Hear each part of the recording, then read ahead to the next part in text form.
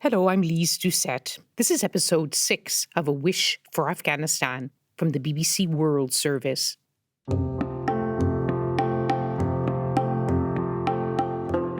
We're telling stories of those who've made and been made by a country I've been covering for more than 3 decades. It's a place which has lurched from one chapter, one war to the next. Now it's ruled by Taliban again. Today you'll hear from someone who in the past decade found himself right in the centre of it all, speaking with everyone who mattered when it mattered. Heads of government. Mr. Prime Minister, thank you for your time. International organisations. Mr. Secretary General, thank you so much for your time. And many more in different languages. مهمان امشب من عبدالله است. Ambassador, what a moment in history. مهمان من امروز گلبدین حکمتیار رهبر. He's given a TED talk too. I'm not the only journalist in the family. I come from a family of a dozen journalists. And Lutfullah Najafizadeh, editor of Afghanistan's most popular private TV network, Tolo News, part of an Afghan success story of the past 2 decades of vibrant media. Tolo News got off the ground with some US financial support and took off. So much happens in Afghanistan, it's a country made for 24-hour TV. آقای خلیلزاد چرا ایالات متحده آمریکا با یکبارگی و با Lutfullah is just 33 years old. His round spectacles, a boyish smile, are known to millions of viewers in Afghanistan and beyond. And now, he's not just telling this story, he's part of it. I'm in touch with the Taliban in Kabul. They actually phoned me the evening they arrived in Kabul. They wanted to visit me the next day, the top leadership. Tricky. Lutfullah wasn't in Kabul that day, August 15th. He just left to make emergency arrangements, a newsroom somewhere else just in case the city collapsed in chaos one day. Then suddenly, the Taliban took over. The airport shut down. He was stranded. Tolo News carries on in Kabul without him, for now. You played a leading role in Afghanistan. Do you think there is still a place for you? Yes, but I don't want to work for the Taliban or come and be part of their government, but it doesn't mean that I shouldn't work for Afghanistan. And Tolo News is still on the air, but it's different. Obviously, many of your colleagues have left, and women are, of course, dressed more conservatively. Music is off the air. Can you really continue to operate? Not like this, and not for too long. I think we have to think about how we can protect our impartiality and our independence and respect our own ethics as journalists. I'm still finding it hard to grasp the enormity of what's happened. You maybe too. A country turned upside down by the collapse of the government, the army's retreat, the Taliban's return. Their supporters still savouring victory, others reeling, and some leaving.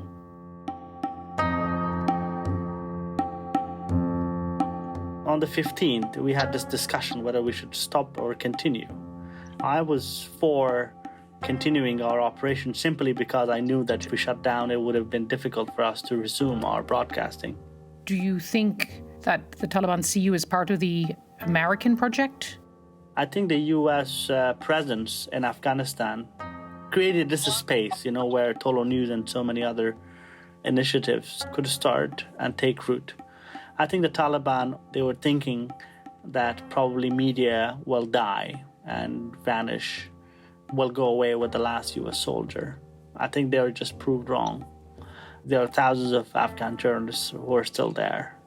We hear the Taliban promises that there will be a free media, but we also see the horrific pictures of journalists being really badly beaten up, journalists being killed, journalists being detained. Are you worried? Of course we're worried. We felt very powerless in the past month. If it happened years back or months back, we could have really taken it very seriously and make sure that some justice was served.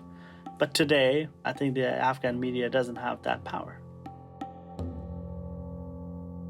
A life lived in endless conflict, Like everyone in his generation, Lutfullah has known little else. He was born in the late 1980s during the Soviet occupation and war. By 1992, when his country descended into a brutal civil war, he already understood something of the world around him. 92 was a very dark moment. I was very, very young. We were living in the western part of the city in Kabul. I think we knew which time of the day there were more rockets coming, so we were going to the basement. But then my grandfather, he decided for the big family of Najafizada, I think at that time we were 60 of us maybe, for us to go to Ghazni, all of us in one big truck. So you went to the provinces, you left Kabul. Yes, we left Kabul. And during the civil war and the Taliban, 5 years, we were on the run. West Kabul was targeted again and again. It's home to many in the Hazara community. It's an ethnic group that has suffered generations of hostility and prejudice.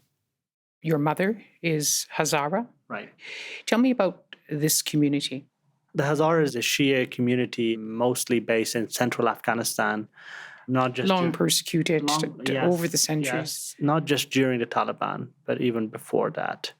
They were not allowed to join the army. They were not allowed to be in the foreign service. I know you don't think of yourself in terms of your community, but there are some who believe that the Taliban don't want to give the rights to other communities.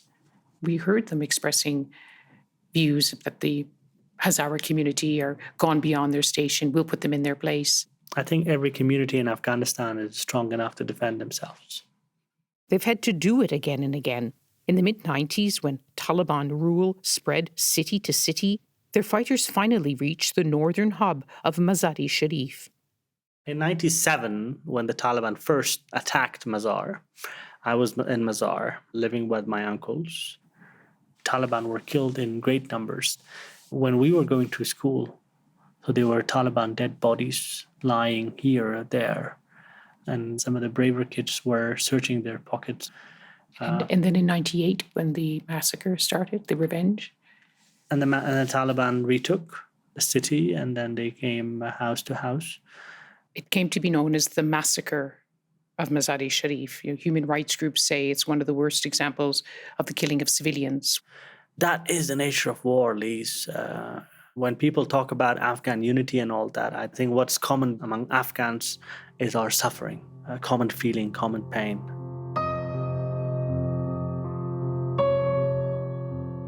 Then the next chapter, 9/11, news of aircraft smashing into the Twin Towers in New York.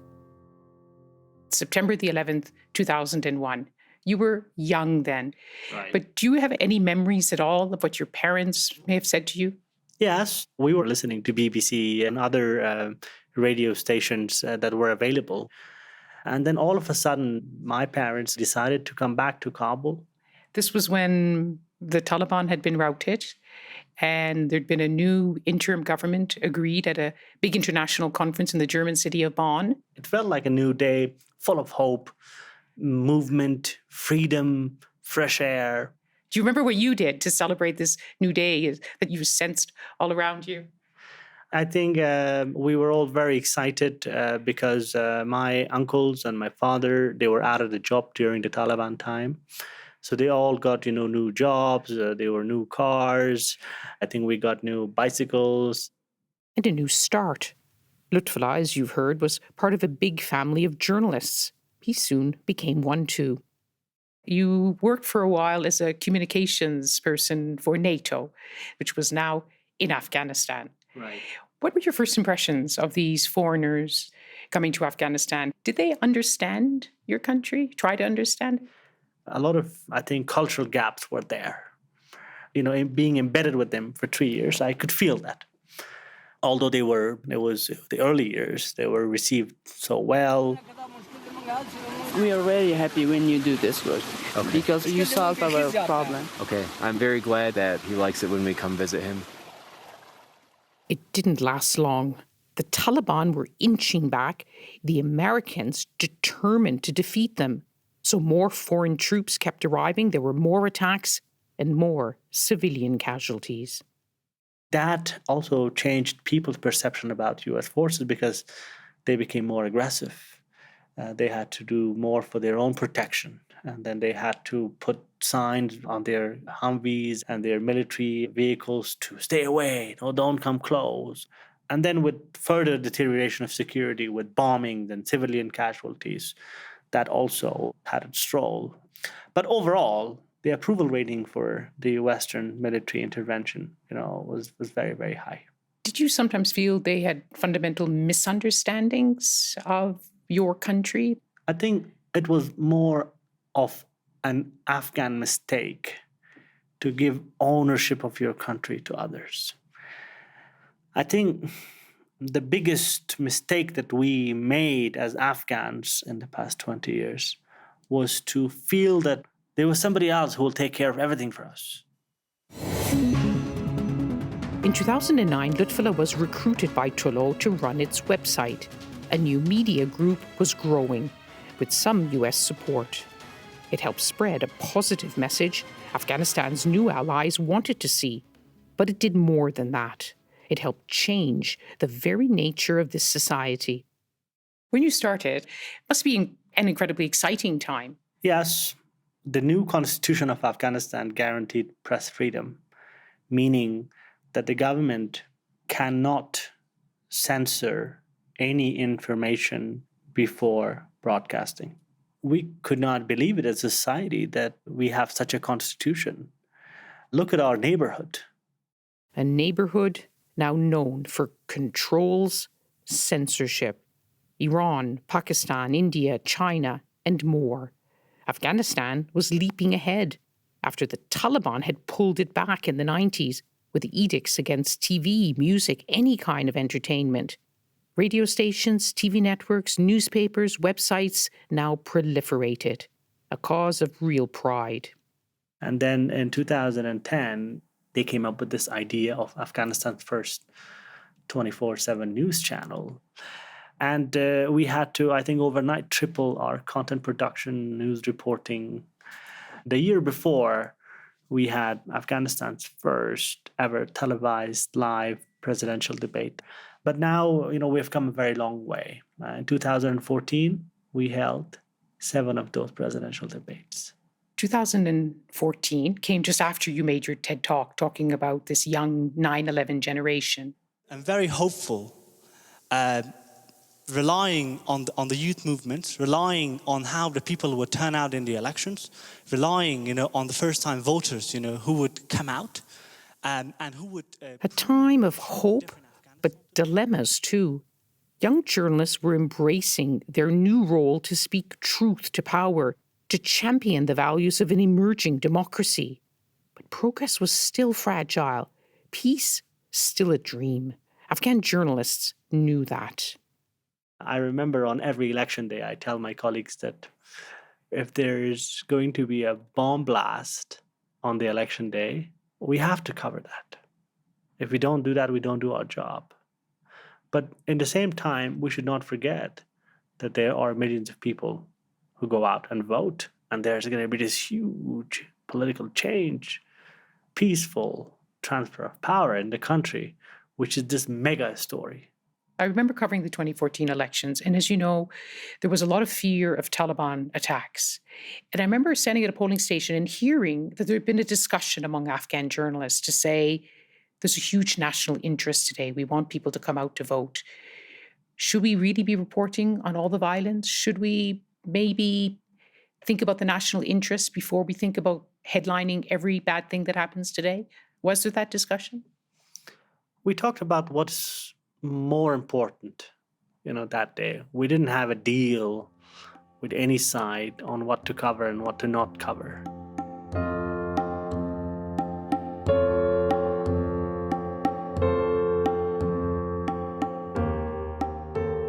You're not just the head of Tullow News. Anyone who comes to Afghanistan, you interview them, and anyone in Afghanistan is interviewed by you. Yes, also by my colleagues as well. I do probably less than half a dozen interviews a year. And I get ambassadors, I get special representatives very frequently. Very recently, we interviewed the Minister of Foreign Affairs of Pakistan. You scared of the Taliban as Pakistan? Scared? No? Scared. Why should we be scared of They Taliban? can't be a threat to Pakistan? Not at all. Their relationship with... It was a brilliant interview. Thank you. You didn't hold any punches. Because it's a sensitive issue in your country about Pakistan's, shall I say, alleged involvement or decades of involvement in the Afghan war. Pakistan is a difficult country. Pakistan is an important country, is a neighbor. I believe it's important for Afghanistan to find a way to live in, together peacefully with Pakistan. That is the only solution.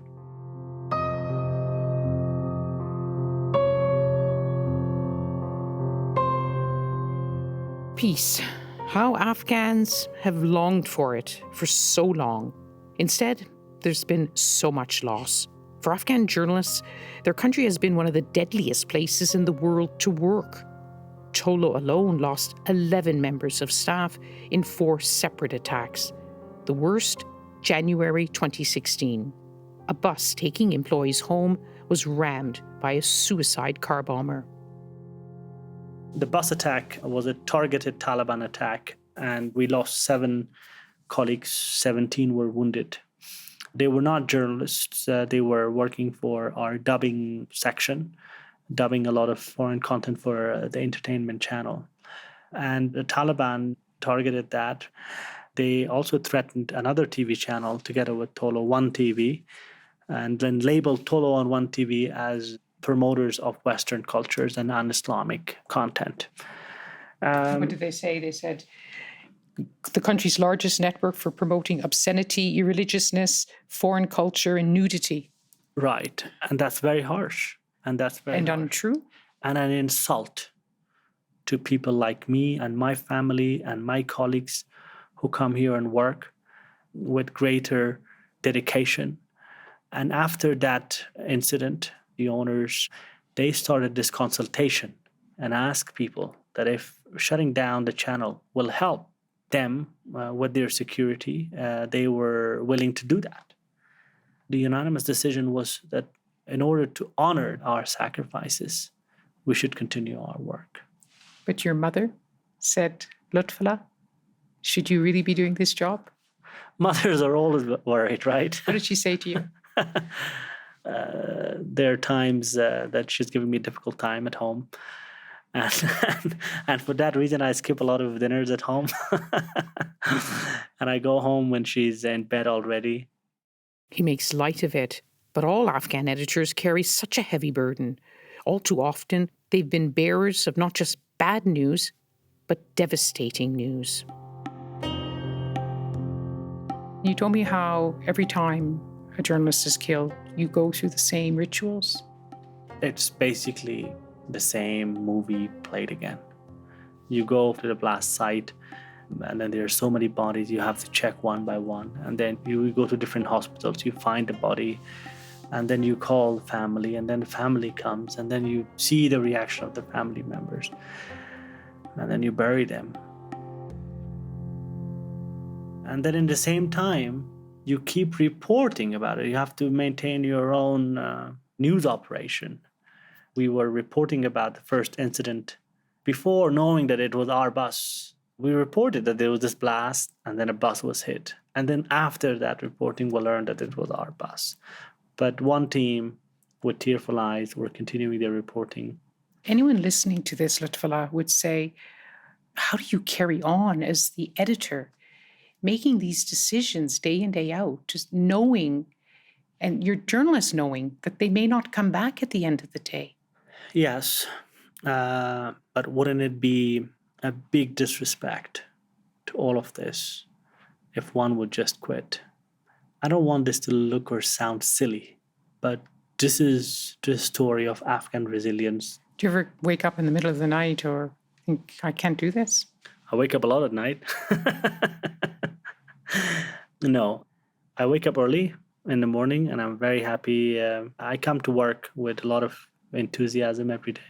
Your boss, the head of Moby Group, Saad Mohsin, described our jobs. You and I are both journalists. He said, we do the same job, except your job, i.e. Lutfullah, is doing it on a high wire and with spikes underneath. Very dangerous. And you have to be careful, right? Our constitution has given us the freedom, but it doesn't give you physical security. That was our conversation in late July, just weeks before the Taliban took over. He'd spent some time with Taliban leaders outside Afghanistan, when there was still talk of peace talks, exchanging views and exploring options for a shared future. You went to Qatar, where the Taliban have a political office. What impression did you get? Have they, as they say, changed? The Taliban as a brand cannot change. If it changes, then it's something else but the Taliban. You mean their insistence on a new Islamic system, new Islamic constitution? Islamization of everything without being tolerant enough. I hope the Taliban understand one thing, that this is a country of all Afghans are equal, and all Afghan voices should be heard. And if on the basis of this understanding we come to a political consensus to ensure peace, then the rest are details. That's still possible. It is possible if we have a real grasp of the realities of today. It's not about taking power, it's about holding the power. I think the Taliban's challenge is to be able to govern Afghanistan. Cautious optimism. In late July, many inside and outside Afghanistan believed time wasn't up, hoping against hope that after yet more bloodshed, power would eventually be shared. Was it wise or wishful thinking? We have to get into a fighting season where the Taliban's impression that cities will just surrender to them will be proven wrong. Then we engage in a peace process from a position of compromise. I don't want to be unrealistically optimist. It's a difficult hour, but it doesn't mean that, we have lost everything. We're not there yet. But cities surrendered, the Taliban took over, and Lutfullah is stranded abroad. Most commercial airlines still aren't ready to fly into Kabul airport. It's still in need of repair. But even outside, he still has pulling power. You recently interviewed the U.S. Secretary of State, Anthony Blinken. Mr. Secretary, Taliban. did you Go ahead. did you help President Ghani flee the country? No, in fact, Did you I know was on about the phone it? with. No, I was on the phone with President Ghani the night before he fled the country. Did you? And in our conversation, let me finish, please. So many to hold to account now. The Taliban, Afghan leaders who fled, Afghan elite, Afghan allies, including the US. Its troops and other NATO forces have left. Its embassy shuttered. But it's still promising to help Afghans, no matter who's in charge. In the second episode of our series, you may have heard one of the founders of the Taliban, Abdul Salam Zaif, express disdain for the US. What have they done for us, he demanded. Lutfullah sees it differently. American presence made huge difference here. We should be very grateful as a nation. How many girls were at school in 2001? Forget about numbers. Look at the girls' robotics team in Herat. They won an international competition. Yes, look at Institute of Music. Yes, Zora, an all-girls orchestra which tours the world. Forget about roads and clinics and buildings. You can't compare Afghanistan of 2021 with 2001. مهمان من امروز دکتر زلمه خلیلزاد نماینده ویژه ایالات متحده. Are you still going to be the same kind of Lutfullah, the prime interviewer, going forward? Can you be when you're not inside the country? Well, I hope I'll come back soon. That's the plan. I love what I do, and I would like to continue doing it. Whether I would have the freedom to question Taliban leaders the way I questioned other Afghan leaders or foreign leaders, I'm not sure if I have that luxury, but that needs to be tested. A testing time. And for some, it's profoundly painful. Afghans who came of age in the past 2 decades, who seized all these new opportunities, suddenly find themselves torn from their moorings. Taliban, on the other side of the war, who took up arms against foreign troops, now set the agenda. It's their story now. Lutfullah Najafizadeh believes it's still his story too. It's very hard to get over terrifying and dark moments in your life. You wake up at night and you remember that. It stays with you. Growing up in war, you carry a lot of pain. But if you think about it, then it gives you strength. So you can balance it with the good things that you have in your life as well. Also with the reflection of your responsibilities as a citizen. If I want an equal right as an Afghan citizen from other Afghans, I should have an equal responsibility as well.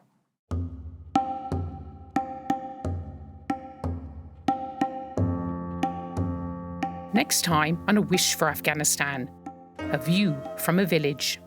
In last 40 years, there was war in my country. Every day, for at least 20 hours, we had bombardment, we had rockets.